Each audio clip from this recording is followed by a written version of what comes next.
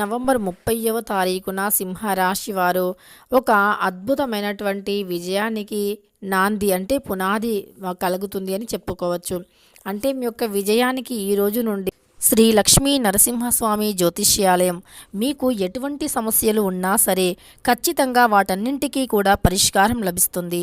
భార్యాభర్తల సమస్యలు కావచ్చు, ప్రేమ సమస్యలు కావచ్చు, కుటుంబ సమస్యలు కావచ్చు, వ్యాపారంలో నష్టం రావటం కావచ్చు, మనశ్శాంతి లేకపోవటం, అనుకున్న పనులు కాకపోవటం, కోర్టు సమస్యలు, నరదృష్టి, సంతాన సమస్యలు, పెళ్లి కుదరకపోవటం, అనారోగ్య సమస్యలు, వాస్తు, ఇంటి సమస్యలు, విదేశీ ప్రయాణం, ధనం నిలకడగా ఉండకపోవటం, అంతేకాదు ఇంకా మీకు ఎటువంటి పర్సనల్ సమస్యలు ఉన్నా సరే జ్యోతిష్యం చెప్పబడును.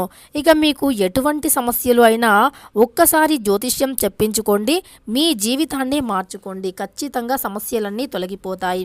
ఇక వీరి సెల్ నంబర్ వచ్చేసి 7993422886. నమ్మకంతో గురువుగారిని సంప్రదించండి, మీ సమస్యలను తొలగించుకోండి. ఇక ప్రారంభం అనేది జరుగుతూ ఉంటుంది.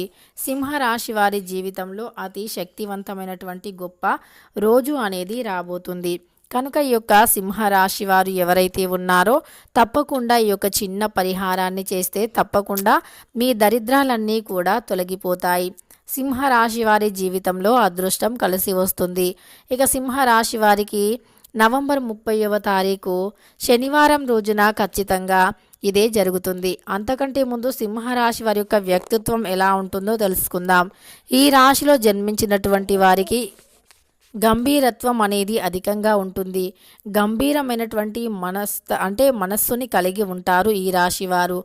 కానీ వీరు దూరంగా ఉన్నవారికి మాత్రమే గంభీరంగా కనిపిస్తారు. వీరిని దగ్గర నుండి చూసిన వారికి మాత్రం ఈ రాశివారు మంచిగా అంటే గొప్పవారిలా కనిపిస్తూ ఉంటారు.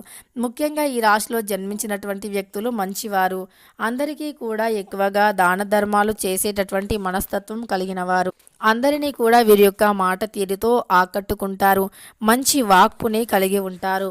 అంటే వారి యొక్క మాటలలో తీపి అనేది చాలా స్పష్టంగా కనిపిస్తుంది. మంచిగా ఇక సింహరాశి వారు ఎప్పుడూ కూడా విజయాన్ని ఎలా అయితే చేజెక్కించుకోవాలి, అలానే లక్ష్మీదేవిని ఎలా ఆకట్టుకోవాలి, అంటే ధనాన్ని ఎలా సంపాదించుకోవాలి అనేటటువంటి వాటిపైన చాలా అంటే ఎక్కువగా కష్టపడుతూ ఉంటారు. లక్ష్మీదేవిని ఆకర్షించుకోవటానికి అంటే ధనాన్ని సంపాదించటానికి చాలా కష్టపడుతూ ఉంటారు. అసలు వీరి కష్టానికి అసలు ఎంతగా అంటే మనం ఎంత చెప్పుకున్నా తక్కువే, అంత ఎక్కువగా కష్టపడుతూ ఉంటారు సింహరాశి వారు. కష్టం అయ్యింది అని చెప్పి ఎప్పుడూ కూడా వెనకడుగు అనేది వెయ్యరు. వీరిలో ఒక గొప్ప లక్షణం ఏదైనా ఉంది అంటే అది అని చెప్పుకోవచ్చు. అంటే ఏదైనా పనిలో ఎంత ఒత్తిడి ఉన్నా, ఎంత కష్టం ఉన్నా దానిని అసలు అంటే ఎప్పుడు ఇంత కష్టం ఉంది అని చెప్పి మధ్యలోని వదిలివేసి వచ్చేటటువంటి లక్షణం అయితే వీరిలో ఉండదు. ఎంత కష్టమైనా, ఎంత బరువు బాధ్యత అయినా తప్పకుండా అవలీలగా మోస్తూ ఉంటారు. అది చాలా గొప్ప విషయం, చెప్పుకోదగినటువంటి విషయం.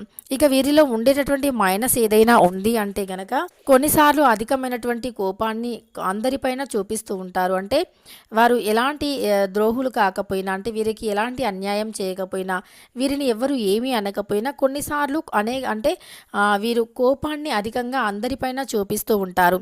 అది ఒక్కటి వీరిలో మైనస్ లక్షణం అని చెప్పుకోవచ్చు.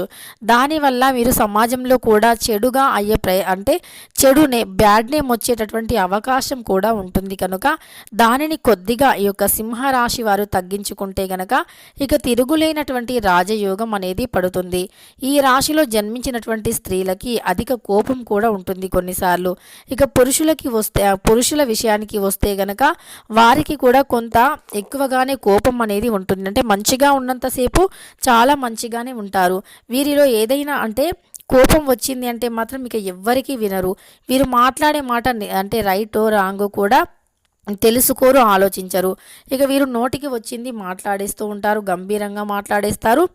అలానే వీరి ఎదుటి వారు ఎవరైనా సరే, అంటే తెలిసిన వారైనా, బంధువులు అయినా, స్నేహితులైనా ఎవరైనా సరే అంతే కోపంగా, అంతే గంభీరంగా మాట్లాడటం వల్ల వీరు అందరి దృష్టిలో కూడా